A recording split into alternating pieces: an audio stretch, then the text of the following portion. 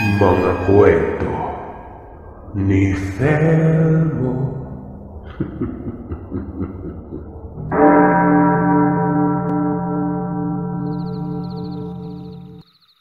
Mapagpalang araw sa iyo, Sir Seth, at sa mga masugid mong kagiliw. Ako si Adong, at ang karanasan na ibabahagi ko ay karanasan ng aking tatay Munding. At para maging maayos ang pagsasalaysay, hayaan nyo na isulat ko ito sa katauhan ni Tatay Munding. Dekada 80, pagpapadyak ang pangunahin kong trabaho sa isang bayan sa Capiz. Mula sa tinitira naming barangay, 15 minutos akong magpapadyak papunta sa bayan. At dahil nasa sekundarya na noon ang aking anak na si Adong, sinasabay ko na ito sa pagpunta sa bayan tuwing umaga at pag-uwi sa hapon. Nakakatulong ito sa pagtitipid namin sa araw-araw na gastusin. Lingid sa kaalaman ng karamihan, isa akong batikang manggagamot. Hindi ako basta-bastang manggagamot lang. Lalo na kung alam ko naman na makakayanan naman ang simpleng manghihilot ang sakit ng isang tao. Tumutulong lamang ako sa mga may malubhang karamdaman na hindi kayang gamutin ng siyensya at hindi kayang gamutin ng ordinaryong manghihilot. Nalalaman ko ang kalagayan ng isang may sakit sa pamamagitan ng pagtitig sa kanilang mga mata. Kapag barang o di kaya ay kulam, inaalam ko ito sa pamamagitan ng kanilang hintuturo at hinliliit na mga daliri. Hindi kasi matitigan ng mata ng mga biktima ng kulam at barang. Kusa silang umiiwas. Isang umaga, kakarating pa lamang namin ng anak kong si Adong sa bayan nang makita ko si Aling Sita. Balisa ang ginang na tila ba may hinahanap ito. Pinababa ko muna ng padyak si Adong para makapasok na sa eskwela, bago ko kinausap ang ginang. "Nang Sita, saan yung tungo mo? Sasakay ka ba?" Tumingin ito. Nagtanong kung may kakilala ba akong albularyo. "Yung maaasahan sana, Munding. Malaki na kasi yung nagastos ka sa manggagamot pero hindi naman umaayos ang karamdaman ng anak ko." Muli kong tinanong kung anong nangyari sa kanyang anak. Sumagot ito nang hindi niya alam kung ano ba talagang sakit. "Masakit yung ulo niya sa umaga. Pati tiyan niya. Sa hapon naman lumulobo yung tiyan at paa niya." Sabi rin ito, nakailang balik na ito sa ospital, pero wala namang nangyayari. Nagkakasakit pa rin ang kanyang anak. Ganong puro naman normal ang lumalabas sa mga pagsuring ginagawa ng doktor. Dahil sa sinabi ni Sita ay sinabihan ko na siyang sumakay na sa padyak at susubukan kong tingnan ang kanyang anak. Tiningnan ako nito na tila ba nagdadalawang isip na nagtatanong kung marunong ba ako manggamot. Sinabihan ko na lamang ito na sumakay na at tumatakbo ang oras. At dahil nasa bayan ng kanilang bahay, kaya ilang minutong pagpapadyak lang ay nakarating na kami sa bahay nila. Pagbaba pa lamang namin sa padyak, napapailing na ako sa nakita kong mga marka. Hindi lamang basta kulam ang aura na pumapaligid sa bahay, kundi maging ang marka ng aswang na bumabalot sa lugar na yon. "Bakit, Munding? Anong nakikita mo?" Hindi na lamang ako sumagot pa. Hinanap ko ang may sakit niyang anak. Pumasok kami sa bahay nila at dinala niya ako sa silid ng may sakit niyang anak nun. Kilala ko ito. Si Edna. Ang asawa nito ay nagtatrabaho sa siyudad ng Iloilo. Sa planta ito ng beer nagtatrabaho at sumasama sa mga nagdi-deliver sa iba't ibang parte ng Panay. Sinuri ko ang ginang na noon ay nakahiga pa sa tabi nito ang isang taong gulang niyang anak. Nang tingnan ko ang mga mata ni Edna, pinipikit niya ito ng kusa. Tiningnan ko ang hinduturo at liniliit niyang daliri. Nakita ko na ang kulay ubi nitong mga balat. Sinyalis na isang kulam ang sakit na dumapos sa babaeng yon. "May nakaaway po ba si Edna?" Napaisip naman ang ginang. Sinabi niyang sinugod ni Edna ang asawa niya sa Iloilo. Nalaman niya na may kabit ang lalaki at binabahay na niya ito. Umuupa sila ng bahay sa syudad. Nalaman ito ni Edna kaya nagalit ito at sinugod ang inuupahang bahay ng kanyang asawa at ng kabit. Nabuo sa isip ko na baka mangkukulam ang babae. Inusalan ko ng orasyon pangontra kulam ang aking palad. Idinampi ko ito sa noo ni Edna habang nag-uusal ng pangselyo. Sinigurado ko munang dumikit na sa kanyang kaluluwang selyo na ginawa ko. Sakto lang ang oras na natingnan ko siya. Nakaakit na ang araw. Oras para hindi makagawa ng orasyon ang mangkukulam para padabuan muli ng sakit ang kanyang biktima. Pagkatapos kong maiselyo ang katawan ni Edna, unti-unti kong inaral kung saan pinadapo ng mangkukulam ang sakit. At para magawa ko yun ng maayos ay nagsindi ako ng uling sa baon ng niyog. Nilagyan ko ng insenso at kamangyan. Yung kamangyan, pangtawag ko sa puting elemento para makahingi ng tulong sa kanila. Nagbayan ako sa aking panggagamot. Ang mga ito na mismo ang naghanap ng baon ng kulam sa katawan ni Edna. Ilang sandali pa, nakita ko na ang maliit na sinulid na nakaapid sa kanyang mga buhok. Kung normal na tao lang, hindi makikita ang kaibahan ng sinulid sa ibla. Muli akong nag-usal ng orasyon. Naglagay ako ng langis sa palad ko. Nilagyan ko ng guhit na krus ang kanyang noo gamit ang langis nun. Mula sa kanyang noo papunta sa gilid ng kanyang mga mata, maging ang kanyang talampakan at ang kanyang mga pulso. Minarkahan ko ng krus gamit ang langis na yon. Muli akong nag-usal ng Latin na orasyon para matanggal ko ang sinulid na nakaapid sa kanyang buhok. Pabor sa akin ang pagkakataon dahil matindi ang sikat ng araw ng panahon na yon.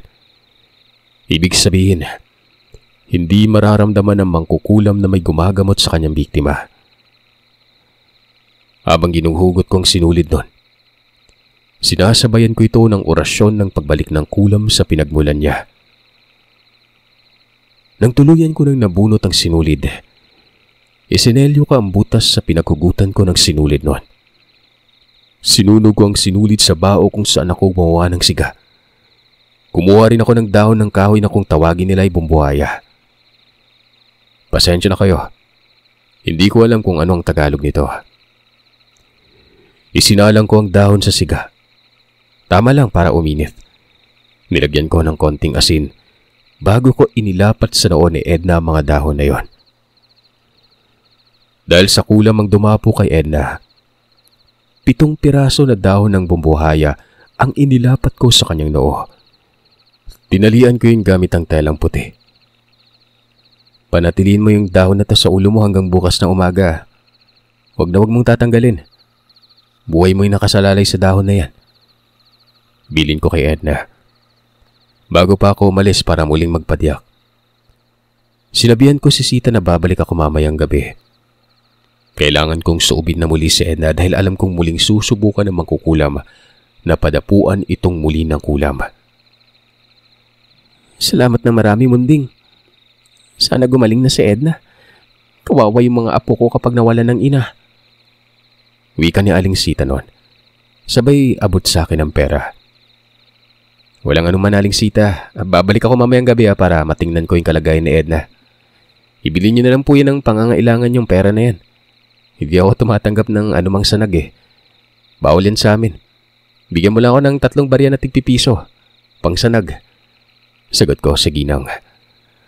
Ang sanag po ay isang tradisyon ng mga manggagamot para hindi malaman ng mga mangkukulam o mangbabarang ang lugar na tinitirahan ng manggagamot na tumutulong sa kanilang biktima. Nang mailagay na ng ginang ang barya sa aking bulsa, dali-dali na akong umalis para magpatuloy na sa pagpadyak. Mabilis na lumipas sa mga oras. Nag-uwian ang mga mag-aaral.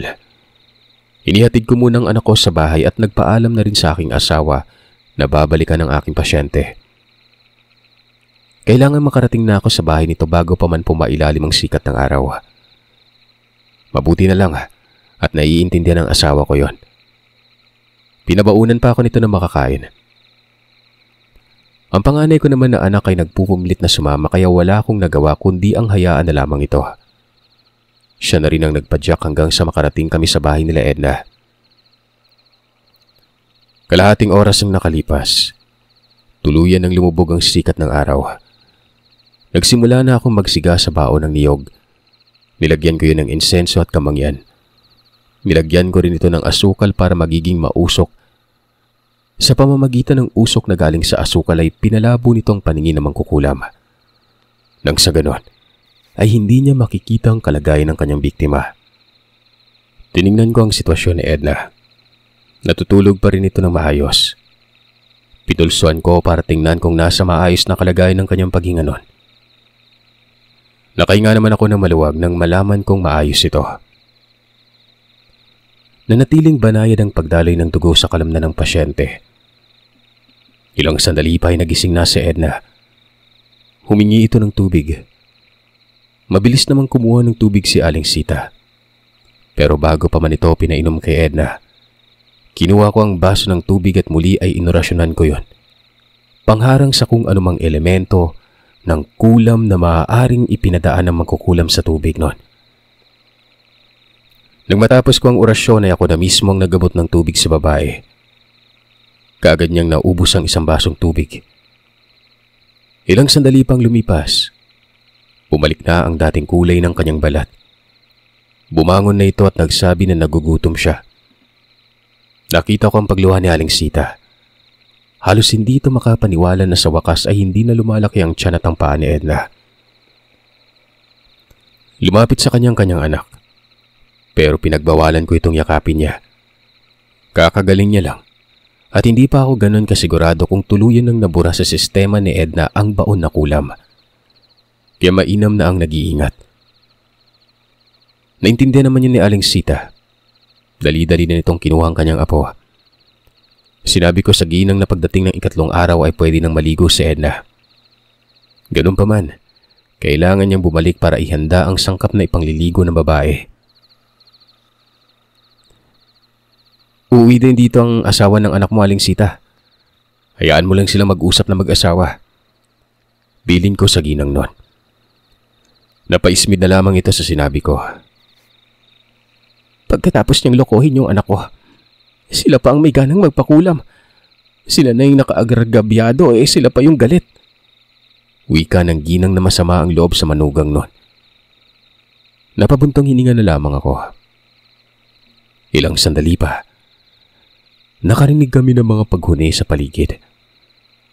Huni yun ng tiktik. Noong una, may kalayuan ng tunog. Pero ilang sandali lamang ang makalipas para na lamang itong bumubulong. Kinuha ko ang tirador ni Adong at ilang pirasong bato na nagsisilbing bala ng tirador. Umusal ako ng sabulag bago lumabas ng bahay. Sa kusina ako dumaan dahil ramdam kong nasa gilid na bahagi ng bahay ang nilalang na yon. Pinupuntirya nito ang may sakit na si Edna. Paglabas ko sa bahay, dali-dali kong nakita ang nakatuwad na nilalang sa sanga ng kaimito na nakatungtong sa bubungan. Tiningnan ko kung ano ang gagawin nito at nang makita kong tatawid na ito mula sa sanga papunta sa siwang na dumudugtong sa dingding at sa bubong nun. Nang patawid na ang nilalang, inasinta ko ito gamit ang tirador. Tinamaan ko ito sa kilikili na naging sanhi para makabitaw ang kaliwang kamay nito na nakahawak sa kahoy na nagsisilbing bubungan. Nagpalambitin ang nilalang. Muli kong inasinta ang kabilang kilikili na dahilan ng tuluyan nitong pagkahulog sa lupa. Nilapitan ko ang nilalang pero kaagad itong tumayo at tumakbo ng napakabilis nun. Sinundan ko ito pero hindi ko na muling nakita pa. Dahil sa tinamo nitong pinsala ay alam kong makikilala ko ang nilalang na yon sa tao nitong kaanyuan. Tama lamang na nag-usal ako ng sabulag bago lumabas ng bahay. Hindi nakilala ng aswang kung sino ang umasinta sa kanya gamit ang tirador. Muli akong bumalik sa loob ng bahay. Sinabihan ko rin sila Edna na pwede na silang magpahinga. Sinabihan ko naman ang anak kong si Adong na umidlip na muna kami para masigurado na nasa ligtas na kalagayan na ang mag-anak bago kami umuwi noon. 2:00 na madaling araw, ginising ko si Adong para umuwi. Pero bago pa man makalabas ng bahay, umusal muli ako ng sabulag noon. Para sigurado na walang makakakita sa amin maging ang mga nilalang ng dilim. Ginawa ko ito para protekta ng aking pamilya sa mga posibilidad na maaaring maghiganting aswang. Matapos makausal, nagpaalam na ako kay Aling Sita. Nagpadyak na kami pauwi sa bahay, sa aming barangay. Kinabukasan ng Sabado, walang pasok sa eskwela si Adong kaya mag-isa na lamang akong pumadyak patungong bayan. Pagdating ko sa paradahan ng mga nagpapadyak, nakita ko ang isa naming kasama na naglalakad. May jacket ito na nakapatong lamang sa kanyang balikat. Sa galaw nito, alam ko na may iniinda ito sa katawan. Namumula pa ang katawan nito habang naglalakad. Alam ko na naglilibot ito para alamin kung sino ang may kagagawan ng pagpigil sa kanyang pambibiktima kagabi. Kita ko pang talim at ang pamumula ng mata nito. Hanggang ngayon, galit pa rin ang lalaki na tawagin na lamang natin sa mangalang Tinong. Pre, hindi kayata bumiyahe ngayon Tanong ko dito. Tiningnan lamang ako nito ng matalim at dumiretso na ito sa paglalakad. Ilang sandali pa ay nakita ko itong bumalik at kinausap ako. May gumawa sa akin ng kalokohan kagabi, pre. Pag nalaman ko lang kung sino yung loko-lokong yon, siguraduhin ko talagang pagsisisihan niyo yung ginawa niyang pangingialam sa gawain ng iba. Wika nito. Nagkunwari naman akong walang alam sa kanyang mga sinasabi. Bakit, pre? Anong ginawa mo ba kagabi? Natigilan ito na tila ba hindi alam kung ano ang isasagot niya. Tumalikod at kaagad na umalis nang hindi nagpapaalam. Nagtaka naman ang mga kasamahan namin sa paradahan kung ano ang nangyari sa kanya. Napangiti na lamang ako sa inasal ni Tinong. Maya-maya pa, naramdaman ko na tila ba may nakamasid na mga mata sa akin. Doon ako nagsimulang umusal ng orasyon. Hinihip sa hangin. Muntik na akong matawa nang makita ko ang nagtitinda ng banig na nakapwesto lamang malapit sa aming pinaradahan. Kamag-anak ni Tinong ang ginang. At doon ay nakumpirma ko na angkan sila ng mga aswang. Tinitigan ako ng ginang nun. Lumingon ako at tiningnan din ito ng diretsyo sa kanyang mga mata. Pero umiiwas ito ng tingin. Ilang segundo lamang ang lumipas sa lumabas si Tinong mula sa loob ng tindahan. Tumingin ito sa akin. Ngumisi. May sumakay na pasahero. Kinawayan ko na lamang si Tinong at kaagad na nagpadyak palik sa lugar. Bago ako bumalik sa lugar, umusal na muna ako muli ng sabulag at lumiko papunta sa bahay nila Aling Sita. Kailangan kong malagyan ng sabulag ang buong bahay. Batid kong babalik na muli ang nilalang para ipagpatuloy ang pangbibiktima nito kay Edna. Mabuti na maunahan ko na ito sa kanyang binabalak. Pagdating ko sa bahay ng mag-anak ay kaagad ko nang isnagawa ang pag-usal ng orasyon para sa sabulag nun. Tumagal lamang yun ng 15 minuto. Nang matapos ako sa aking ginagawa, saglit ko munang kinausap ang ginang at sinabi sa kanya kung ano ang nangyayari. Halos hindi naman ako makapaniwala sa ipinagtapat ko sa kanya. Siya yung naghatid sa amin pauwi dito sa bahay pagkagaling namin sa ospital. Inalalayan niya pa nga si Edna na makahiga ng maayos sa kanyang higaan Wika ng ginang. Doon ko napagtanto na kaya pala namarka ng marka ni Tinong ang babae. Nahawakan niya ito, kaya madali sa kanya mag-iwan ng marka sa katawan ng babaeng yon. Mabuti na lamang at naagapan ko ang sakit nito. Dahil kung nagkataon na lumala ang kulam na natamo ni Edna at namatay ito, madali na lamang kay Tinong na palitan ang katawan ng babae. Base sa estilo ng pangbiktima ni Tinong, napag-alaman kong isa itong uri ng aswang na kong tawagin. Balbal. Pero hindi ito ordinaryong balbal. Dahil batid kong may kaalaman ito para maitago ang totoo nitong amoy bilang isang aswang. Kung hindi ako nagkakamali, meron itong uri ng kwintas O hindi kaya ay langis na nagtatago ng totoo nitong amoy? Pagkatapos ko makipag-usap kay Aling Sita, dali-dali na akong bumalik sa aming pinaparadahan ng padyak. Naroroon na si Tinong. Ganun pa rin ang estilo ng kanyang jacket. Sinabi nito na sadyang hinihintay niya ako makabalik dahil gusto niya ako makausap. Bakit pre? Anong kailangan mo sa akin? Tanong ko. Nasaan ka kagabi pre? Pinuntahan kita sa inyo pero wala ka. May kailangan sana ako sa iyo kagabi. Kagad ko naman itong sinagot ng, may pinuntahan ako kagabi pre. Nangaso ako ng paniki. May nakita akong paniki na nakalambitin sa puno ng kaimito eh.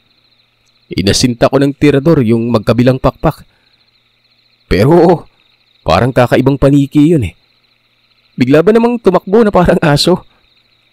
Pero hindi yata ako nakita nung paniki na yun. Basta tumakbo yun.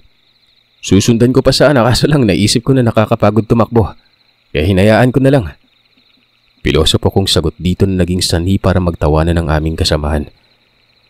Pero si Tinong, seryoso lamang na nakatitig sa akin. Maya-maya pa ay ngumisi ito na may halong pag-angil. Dahil doon, nagpaalam na ako dito. Sige pre, dyan ka na muna, biyahe lang ako. Siya nga pala pre, magkita na lang tayo mamaya. Mangangasa ulit ako ng paniki. Sayang at hindi ko nahuli yung inasinta ko kagabi. Pangasar na wika ko dito. Saglit na tumalim ang paningin nito at kumudlit ang mapulang kulay ng kanyang mga mata. Kasabay nito ay muling pagngisi niya na may halong pag-angil nun. Napangiti na lamang ako. Sinasadya akong galitin si Tinong para sundan ako nito. At yun ang hinihintay ko para tuldukan na ang ginagawa nitong pambibiktima. Kinahapunan, maaga pa akong umuwi. Maganda naman ang kinita ko sa buong araw kaya tama na yun para mapunan ang pangangailangan ng aking pamilya. Pagdating ko sa bahay, dali-dali kong kinausap ang aking asawa na si Vilma. Sinabi ko sa kanya ang nalaman ko kanina sa bayan. Kinabahan naman ito sa mga pinagtapat ko sa kanya. Paano kung sugurin tayo dito ng nilalang at ng angkan niya munding? Anong gagawin natin? Sinabihan ko naman ito na huwag siya mag-alala dahil kilala ko ang angkan ng lalaking yon. At para maging panatag ang isip ni Vilma, nilatag ko ang lambat sa bubungan. Ang estilo ng paglalatag ng lambat ay minana ko pa sa aking ama. Ito ang ginagamit niyang panghuli sa mga nilalang nung buhay pa ito at aktibo pa sa panggagamot. Sa loob ng bahay ang tali na siyang kumukontrol sa bawat kanto ng lambat. Gumagalaw ang kahoy na nagkokonekta sa lambat sa loob ng bahay. Tatanggalin ko lamang ito sa pagkakatali at makukulong na sa lambat ang kung anumang nilalang na umapak sa bubong. Maliban sa lambat, hindi na ako gumawa ng kahit na anumang pangontra. Gusto kong makita at mahuli ang nilalang para malaman ko kung ano ang totoong kakayahan nito. Nilagyan ko na lamang ng langis ang aking asawa at mga anak nun. Pangontrang langis na ito sa kahit na anumang uri ng nilalang sa kaliwa. Ilang oras pang dumaan, tuluyan ng dumilim ang kapaligiran. Hindi ko na pinayagan na lumabas pa ng bahay ang mga bata. Maaga pa kaming kumain ng hapunan. Pagkatapos ng hapunan ay sa labas na ako nagpalipas ng oras. Bitbit ang buntot ng pagi na minana ko pa sa aking ama. Tahimik akong umupo sa labas na aming tahanan habang nagkakape. Pinapakiramdaman ko ang paligid nun. Hindi pa man lumalalim ang gabi, may naririnig na akong mga paghuni ng nilalang. Hinayaan ko na lamang ito dahil sa wala akong nilagay na anumang pangontra. Kaya mabilis na nakalapit yon sa bakuran. Hindi ako nag-usal ng sabulag. Gusto kong makita ng mga nilalang na nasa labas lamang ako ng tahanan. Hinanda ko ng buntot ng pagi na noon ay kinargahan ko ng mga orasyon at inusalan ng sabulag noon. Kaya hindi nakikita ng mga nilalang kung anong uri ng sandata meron ako. Lumapit sa akin ang isang nilalang pero hindi naman sumugod yon.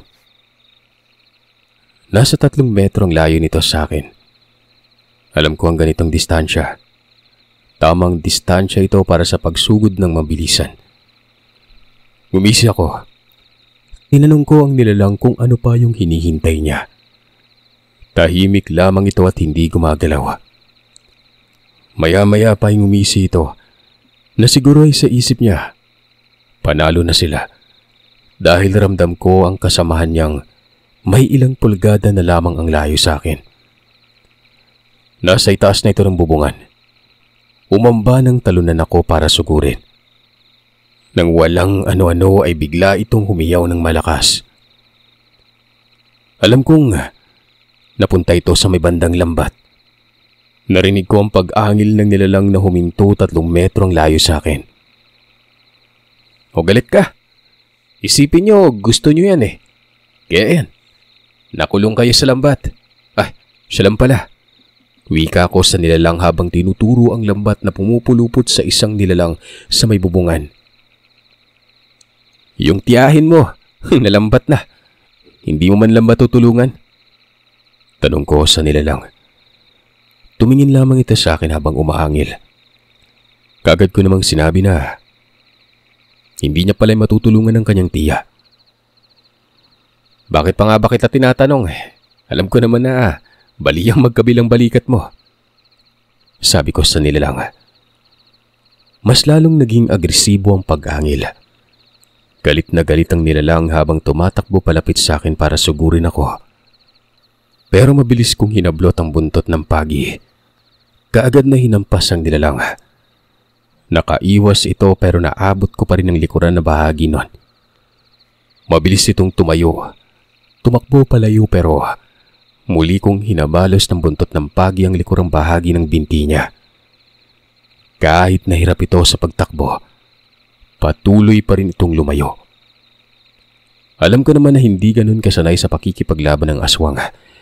Dahil sa balbal nga ang lahi ng mga yon. Mga patay ang kinakain nila. Kaya hindi sila ganun kabiyasa sa pakikipaglaban. At dahil alam kong hindi na magtatagal ang nilalang na hinataw ko ng buntot pagi, hinayaan ko na lamang na makalayo ang nilalang na yon. Habang yung isa na nakakulong sa lambat ay patuloy pa rin na nagpupumiglas kaya hinila ko ang lambat pababa sa lupa. Hinataw ko rin ang nilalang na nakapulupot sa lambat na yon. Nung una, sumisigaw ito na boses ng asong lumalabas. Pero sa pangatlong hampas ng latigo, boses na yun ng babae na nasasaktan ng sobra. Dahil sa narinig ko ay tinanggal ko sa pagkakabulbol ang lambat nang makita ko ang isang hubot-hubad na babae. Sinigawan ko ito ng takbo. Kahit na nahihirapan na mabilis na tumayo ang babae, paika-ikang tumakbo palayo. Hindi ko na hinabol pa ang babae. Wala na akong naramdamang panganib sa paligid nun. Titingnan ko na lamang ang mga ito sa bayan kinabukasan. Saglit pa akong nanatili sa labas ng bahay. Kahit patahimik ang paligid. Bumalik na ang maliwalas na simoy ng hangin. May 1 oras pang nakalipas. Pumasok na ako. Kinabukasan linggo. Araw ng mga nagbebenta kaya dagsaan ng tao sa palengke. At kapag dagsaan ng tao, marami rin ang pasahero. Ito rin ang araw na inaasahan ko na pagdating ng asawa ni Edna. At kapag ang kabit nito ang may kagagawa ng pagkulam sa kanya, maaari pa itong sumama. Dahil nasisigurado kong manghihingi ng tawad ang mga ito sa pag-aakalang may pag-asa pang gumaling ang sakit ng pangkukulam na ibinalik sa kanya. Nang makarating na ako sa bayan, dumiretso na ako sa paradahan ng mga padyak. Pagdating ko doon, sarado ang tindahan ng tiyahin ni Tinong. Hindi ito nagbukas ng tindahan niya ng banig kahit pa araw ng tabo at may mga tao na naghanap sa kanya para bumili. Naging abala ang araw ko na yon hanggang sa sumapit ang 12:00 ng tanghali. May dumating na bus mula sa syudad ng Iloilo. May bumaba na isang lalaki. May kasama itong babae na nakatakip ang mukha. Sa kung anong swerte ng mga ito ay ako pa ang kanilang sinakyan at nagpatid sa bahay ni Aling Sita. Tumango naman ako sa mga ito at pinasakay na sa padyak noon. Dinala ko sila sa bahay ni Aling Sita. Pagdating namin sa lugar, Kasalukuyan nang nasa labas si Edna at nagwawalis na ito ng kanilang bakuran. Dali-daling bumaba ng padyak ang lalaki at galit na lumapit kay Edna. Pero huminto ito sa paglalakad ng magsilabasan na sa loob ng bahay ng mag-anak, ang pinsan nitong kalalakihan. Babalik pa sana sa padyak ang lalaki pero sinabihan na ito ng tiwi ni Edna na noon ay nasa labas ng bakuran ng, "Sige, subukan mong lumabas sa bakuran na to. Tingnan natin kung makakalabas ka pa ng buhay." Galit na galit ang pamilya ni Edna noon sa ginawa ng lalaki. Ang babae naman ay sinabihan ako na bumalik na lamang kami pero ang sagot ko dito, "Bakit ka babalik? Natatakot ka sa magiging kahihinat na nito, no? Ganong hindi ka natakot nang ipakula mo sa Edna? Sa tingin mo ba gagaling ka pa?" Tanong ko sa babae na siyang ikinagulat noon. Ilang sandali pa ay umiyak na ito at humingi ng tawad kay Edna. Itinuro nitong lahat ng kasalanan sa lalaki. Maya-maya pa, dumating na ang mga pulis. May tumawag pala sa mga ito. Isa sa mga kapitbahay na mag-anak. Pagdating ng pulis ay umalis na rin ako at nagpatuloy na sa pagpapadyak. Isang oras sa mga lipas, may inihatid akong pasahero at dumaan kami sa istasyon ng pulis doon. Doon ay nakita ko ang mag-anak pero hindi na ako nag-abala pang makipag-osyoso. Pagbalik ko sa paradahan, nakita ko ang tiyahin ni Tinong na pumunta sa kanyang tindahan. Nilapitan ako nito at malumanay akong kinausap at sinabihan na sana makakapag-usap kami na maayos. Umuo ako sa babae. Kaya bago ako umuwi ng hapon na yon, muli akong bumalik sa pinaradahan ng padyak. Nakita ko itong naghihintay. Pinakiramdaman ko ito pero wala akong naramdamang panganib. Kinausap ako noon habang nakatingin sa aking mga mata. Humihingi ito ng tawad sa kanyang ginawang pagsunod sa kanyang pamangkin nung gabi. Sinabihan ko naman ito na magiging tahimik lamang ang buhay nila kapag umalis na sila sa lugar namin at wag nang bumalik pa kahit kailan. Lalo hindi naman talaga sila nakatira sa lugar namin noon. Bigla na lang silang sumulpot at may balak pa talagang magasik ng lagim na siyang hindi ko naman pahihintulutan. Tumango naman ang babae at nagsabi na aalis na sila ng lugar at hindi na babalik pa. Tumango na lamang ako sa sinabi ng babae. Tumalikod na para umuwi noon. Sumunod na araw, nakasarado pa rin ang tindahan nitong matanda.